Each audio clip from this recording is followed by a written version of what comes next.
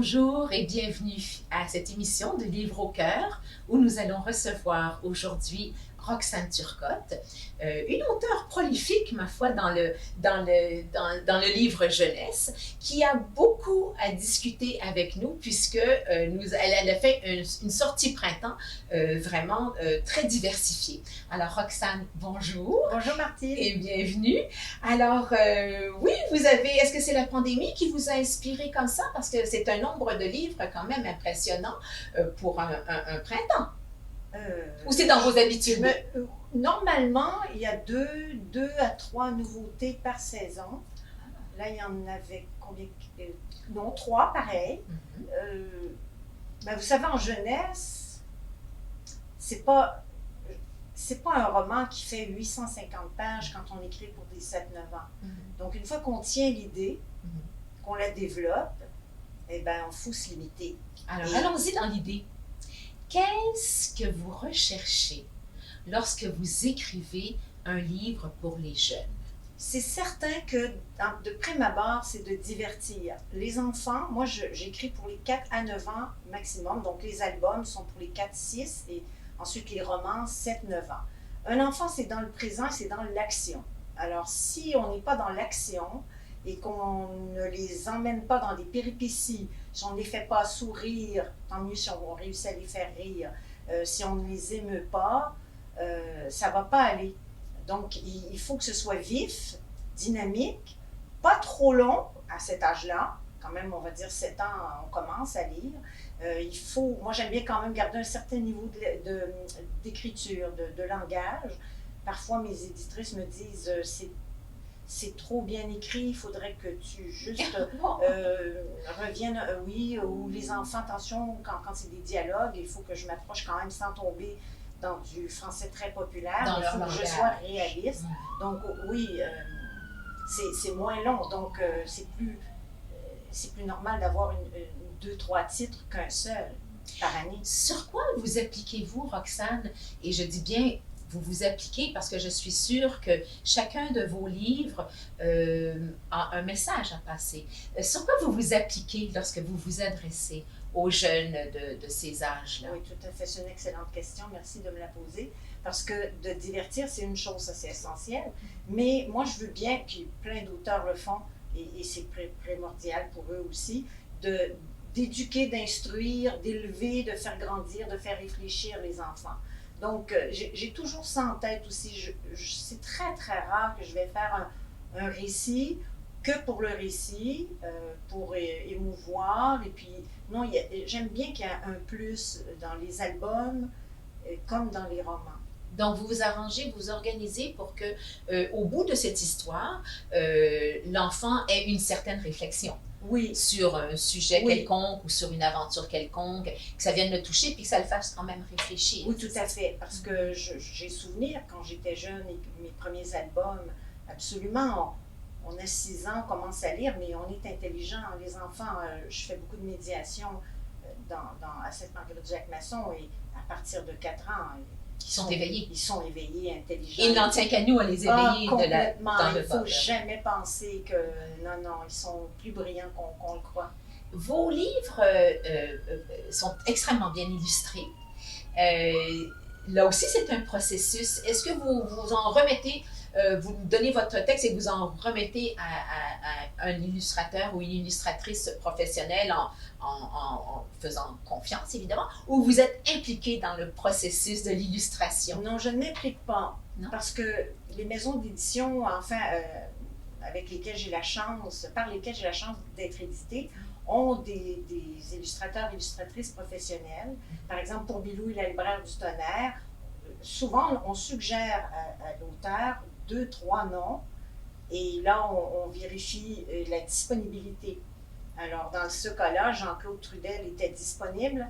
Il a aimé le manuscrit et il est super professionnel. Il est créatif. Je peux même faire des inférences par l'image avec les enfants. Donc ça, c'est riche.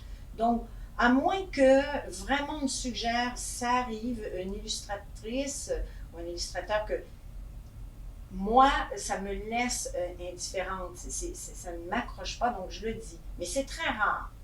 Oui. Nous avons devant nous 3 séries vraiment très distinctes et extrêmement excitantes parce que j'ai lu tous vos livres que vous m'avez soumis et j'ai trouvé ça très intéressant. Alors, j'aimerais d'abord qu'on commence avec les enquêtes d'Esther et Ben qui se passent toujours dans un lieu particulier et quand je demandais tout à l'heure qu'est-ce que vous...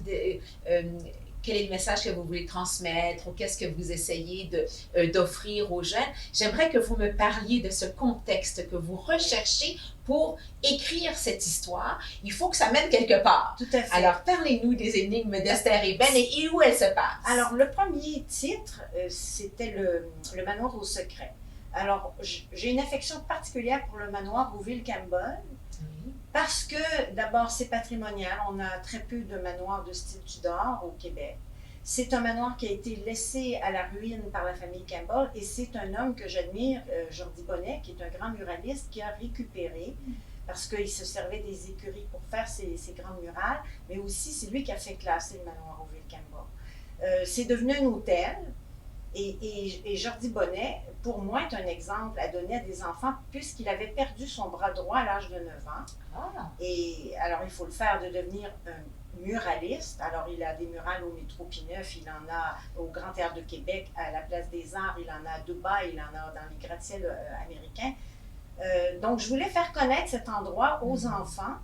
Parce que c'est un hôtel dont on peut aller dans les jardins, on peut aller aussi en face à la réserve Gold, qui est une réserve naturelle, qui est le Mont Saint-Hilaire qui est en face, et faire connaître Jordi Bonnet, etc.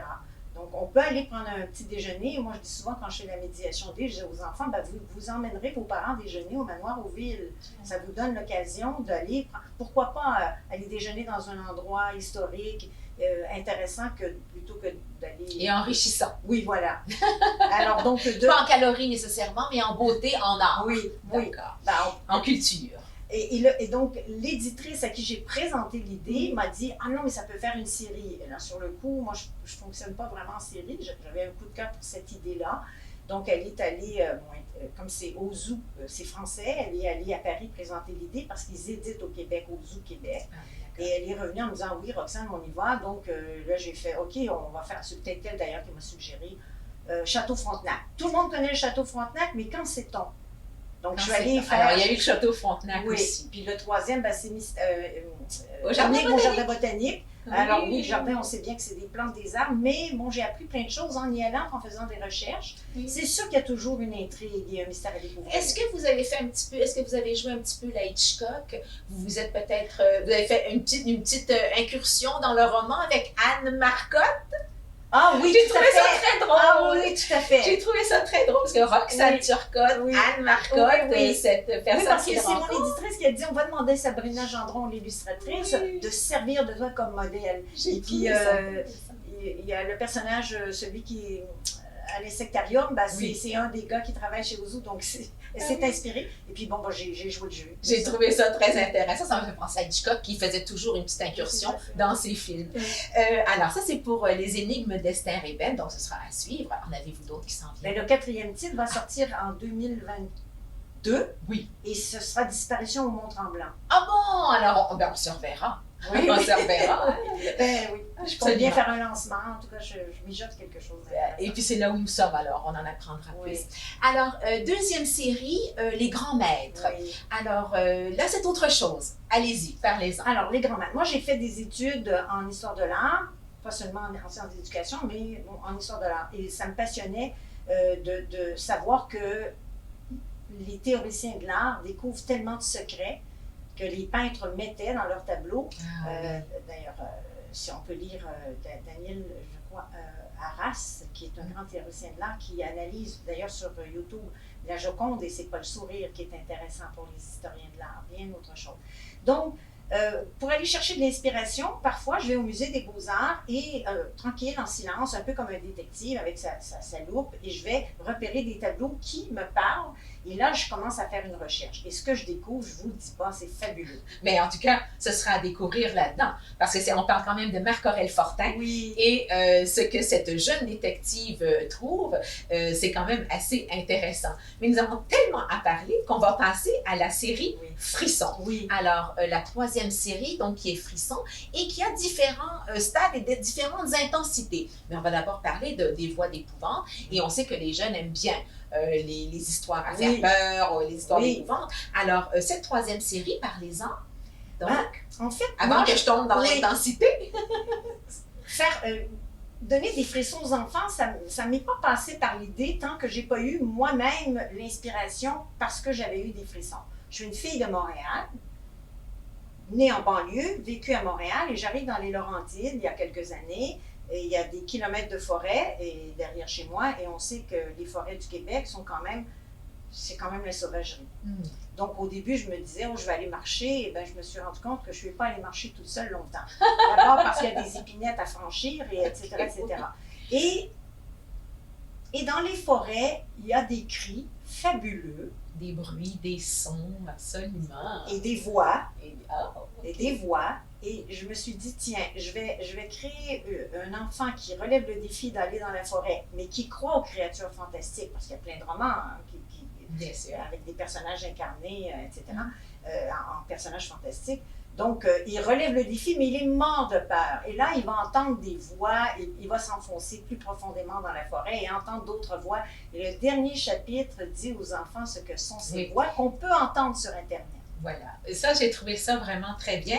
Mais avant d'aller là, c'est qu'évidemment, on sait que les enfants ont beaucoup d'imagination et des sons, des cris d'animaux, des sons de la forêt, aussi simple que ce soit, quand on a de l'imagination, évidemment, on peut se faire peur. Tout à fait. Et faire peur aux autres, transmettre la peur. Et j'ai trouvé très bien que justement, à la fin de ce livre-là, vous ayez pris le temps, et ça, c'est la pédagogue en vous, et nous allons y revenir, qui a quand même démystifié tout ça, dire oui, bon, d'accord, on embarque là-dedans, dans cette imagination des jeunes, mais on va quand même démystifier, parce que voilà, tel cri, c'était ça, tel autre cri, c'était ça. Et on peut l'entendre sur le web en plus. Alors, ça, j'ai trouvé ça vraiment fantastique. Avant d'aller de votre côté pédagogique, je voulais dire quand même que celui-ci fait partie de l'intensité frousse verte. Ensuite, pour les 9 ans et plus, il y a peur bleue. Et pour terreur rouge, c'est les 12 ans et plus, et frisson extrême, 14 et plus. Alors, à travers cette série-là, il y a quand même, qui ne sont pas toutes de vous, j'imagine. Ah non. Mais vous avez fait Frousse verte. Oui. Mais qui sont... Manoir d'épouvante, qui est le nouveau. Celui-là, il est sorti à l'automne dernier. Manoir d'épouvante. Et je spécifie que cette maison d'édition Héritage, c'est une maison qui existe depuis 40 ans au Québec, les éditions Héritage, et la collection Frisson a 30 ans. Donc, il y a des gens qui ont des enfants et dont les enfants commencent à lire des frissons et qui, eux, les avaient gardés d'ailleurs. Oui, c'est très bien. Je voudrais parler de votre côté pédagogique. En fait, vous faites de la pédagogie, c'est-à-dire que vous allez dans les écoles, vous faites des interactions, vous faites avec les enfants. Parlez-moi de ce côté de vous, parce que c'est beau d'écrire, mais c'est intéressant aussi de propager l'intérêt de la lecture. Donc, c'est ça l'essence. Parlez-moi. Oui, parce qu'un livre devient beaucoup plus vivant quand il a un médiateur, une médiatrice qui fait l'intermédiaire entre le livre et l'enfant. D'avoir une interaction pour que l'enfant entre dans la lecture et ait envie de lire. Et ça, c'est beaucoup grâce au programme de la culture à l'école du ministère des Communications et de la culture du Québec, qui permet aux auteurs d'afficher des animations, des médiations du livre sur un site. Il y a un répertoire, les enseignants peuvent aller choisir différentes activités et c'est financé, et ça c'est intéressant, quand c'est un quartier ou une région ou une municipalité moins favorisée, c'est financé à 100%, c'est-à-dire que le déplacement, l'intervention de l'auteur, et il y a jusqu'à 425 $ de livres offerts à l'école par journée de présence. Ça, c'est extraordinaire. Quand c'est moins, on ne va pas financer à 75-100% une ville comme Outremont, parce que c'est des gens qui ont bien moyens. Donc, mais c'est ce programme-là. En région peut-être, oui, c'est plus adéquat. Oui. Ça existe partout au Québec et ça permet aussi aux auteurs de gagner des sous.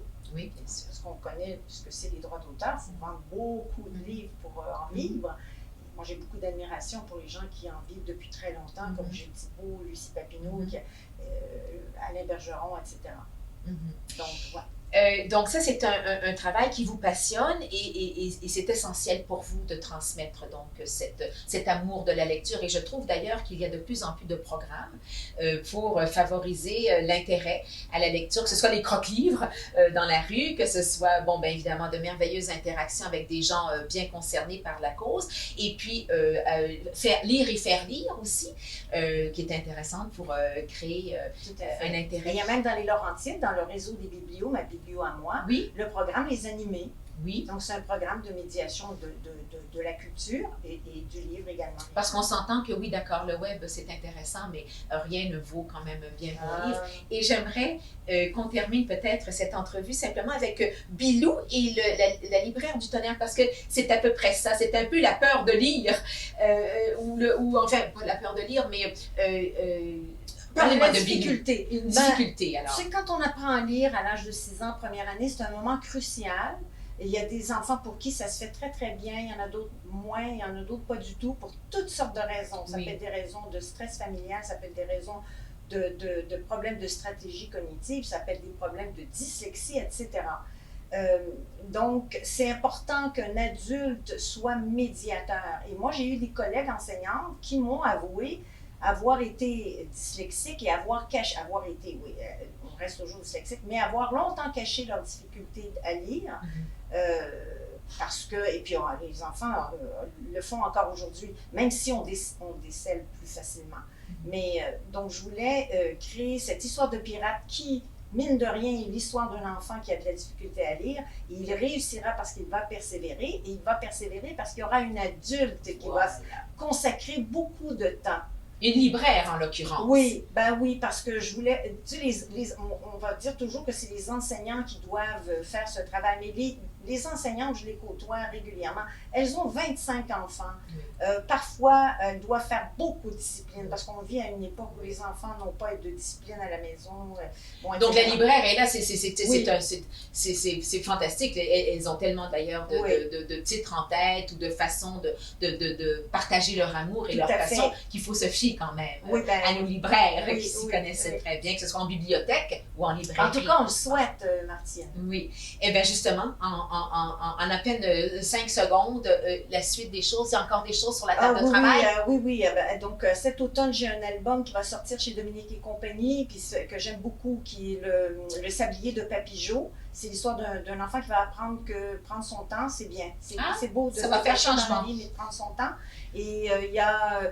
il y a une série. Non, en fait, une parution, c'est des mots à croquer. Je voulais écrire l'histoire de mots. Par exemple, la tarte tatin, elle a une histoire. Oui. La poutine a une histoire. Oui. La pizza a une histoire. Donc, je voulais écrire pour les enfants de manière rigolote et tout en rime. Parce que la lecture à haute voix revient beaucoup dans les écoles. Et quoi de mieux que de lire une histoire rigolote tout en rime. Donc ça va être des mots à croquer. Ça va sortir... et ça va être illustré par Émilie Goulet. J'ai très, très hâte. Et il y a donc, l'album va être illustré aussi par Lucie Crovato, qui est une illustratrice que j'aime beaucoup. Non, mais vous voyez que nous pourrions continuer comme ça pendant très longtemps, mais c'est la fin de l'émission. Nous vous invitons à rester des nôtres pour la chronique qui suit après la pause.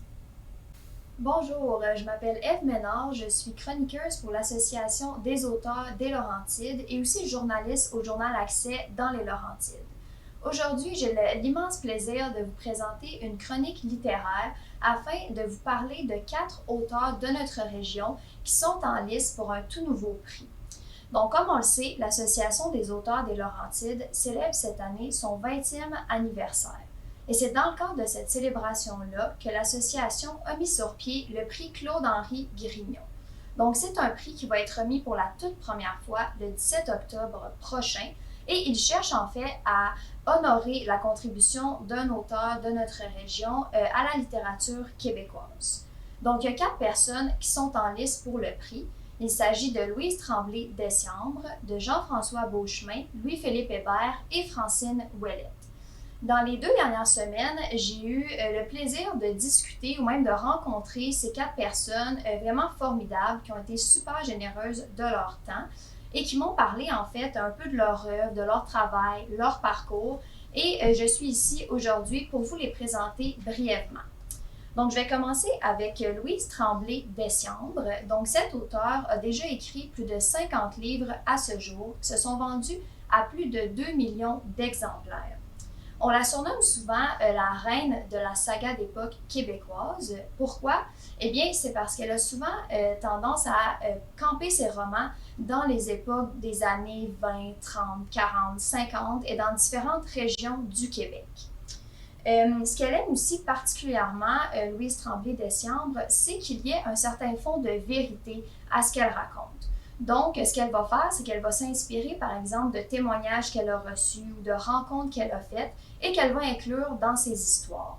Et pour elle, c'est super pertinent de faire ça puisque ça permet non seulement de divertir, mais aussi de renseigner un peu ses lecteurs sur notre histoire, mais le tout à travers une trame narrative, à travers des personnages. Donc, ça demeure très agréable à lire, mais ça permet aux lecteurs d'en savoir un peu plus sur l'histoire du Québec et de nos régions. L'auteur, c'est aussi quelqu'un qui déborde d'imagination. Quand elle était toute petite, à 5-6 ans, elle écrivait déjà quelques histoires qu'elle s'imaginait dans sa tête. Et ça fait en sorte qu'aujourd'hui, elle peut produire des livres à un rythme assez impressionnant. En réalité, elle écrit normalement de 1000 à 1200 mots par jour, chaque jour. Et ce qui fait en sorte qu'au bout d'une année, elle peut avoir écrit jusqu'à 3 livres. Et ce n'est pas terminé pour Louise Tremblay Desciambre, puisqu'elle travaille actuellement sur une nouvelle série qui est campée dans un quartier de Montréal des années 60. Donc, on a bien hâte de voir la suite pour elle. Ensuite, quelques mots sur Louis-Philippe Hébert. Donc, Louis-Philippe Hébert, c'est un autre auteur très prolifique. Il a une trentaine d'ouvrages à son actif.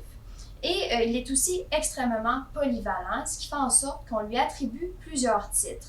Donc, que ce soit celui de romancier, nouvelier, poète, même éditeur, Louis-Philippe Hébert a pas mal écrit tout ce qui était possible d'écrire. Donc, de la poésie, des nouvelles, il a écrit pour la radio, le théâtre, même des prospectus pour des sociétés qui s'en allaient en bourse. Il a même écrit des descriptifs de films présentés au Festival de Cannes. Donc, quand on parle de polyvalence, il est très polyvalent.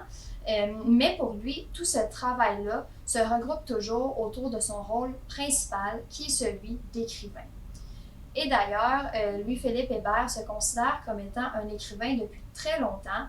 Il avait seulement 4 ans lorsqu'il a appris par lui-même à écrire. Et c'est depuis ce temps-là qu'il se considère comme un écrivain. Et on voit que ça l'a mené bien loin, même que pour certains livres qu'il a écrits, je pense par exemple au recueil Vieillir. Il a fait des lectures jusqu'en Amérique centrale, jusqu'en Amérique du Sud.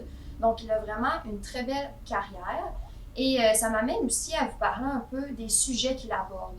Donc, Louis-Philippe Hébert, il aime ces thèmes-là universels comme la vieillesse, la vie, la mort, l'amour, les relations. Il aime explorer ces grands thèmes. Et un défi qu'il s'est toujours fixé, l'auteur, c'est de toujours écrire des livres différents et de manière différente. Donc, ça fait en sorte que oui, il aborde des thèmes différents, mais il adapte aussi son style à ce qu'il raconte. Donc, parfois, ces livres vont prendre une forme plus épistolaire, poétique, métaphorique. Des fois, c'est plus de la fiction. Donc, il varie beaucoup et ça fait en sorte que pour lui, intellectuellement, c'est très stimulant. Et pour ses lecteurs, eh bien, ils peuvent passer d'un livre à l'autre sans vraiment avoir de sentiment de répétition. Donc voilà pour Louis-Philippe Hébert. Maintenant, je vous parle un peu de Francine Ouellette. Alors Francine Ouellette, quand je me suis familiarisée avec son œuvre et que j'ai discuté avec elle, ce qui m'a vraiment sauté aux yeux et ce qu'elle remarque aussi, c'est qu'elle était très avant-gardiste dans son travail. Je vous explique un peu pourquoi. Quand elle était jeune, Francine Ouellette était déjà fascinée par l'histoire du Québec, l'histoire de nos régions, par les questions autochtones, l'histoire des Premières Nations, ce qui a fait en sorte que quand elle avait seulement 12 ans, elle a écrit son premier manuscrit qui avait quand même 200 pages.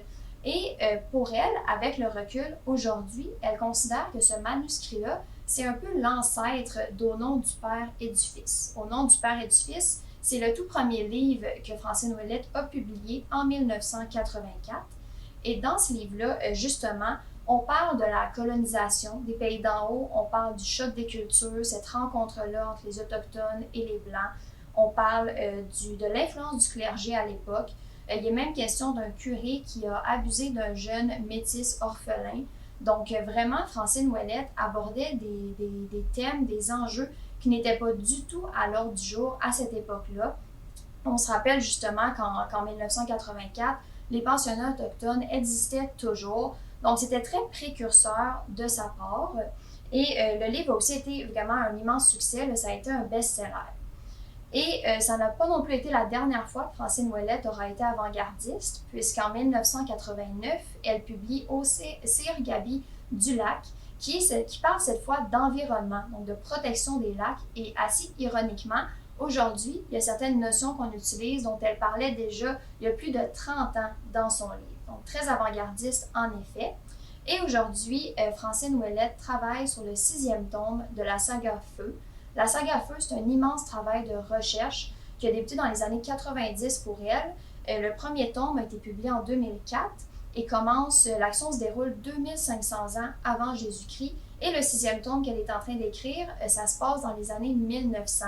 Donc, c'est beaucoup de recherches. Ce sont des romans historiques. Encore une fois, on parle d'histoire, de colonisation, des Premières Nations. Ce sont des thèmes qui sont chers à l'auteur et pour elle, c'est important de le faire parce que c'est une manière un peu de réécrire l'histoire avec différentes visions, différents points de vue et de rectifier aussi certaines parties de notre histoire. Et enfin, je termine avec Jean-François Beauchemin, que j'ai eu le plaisir de rencontrer en personne, à 2 mètres de distance bien évidemment, mais j'ai beaucoup aimé discuter avec lui. Donc, Jean-François Beauchemin a déjà écrit une vingtaine de livres. Il est aussi récipiendaire de prix assez prestigieux, dont le prix France-Québec pour son livre Le jour des corneilles, qui avait été un très grand succès tant au Québec qu'en France.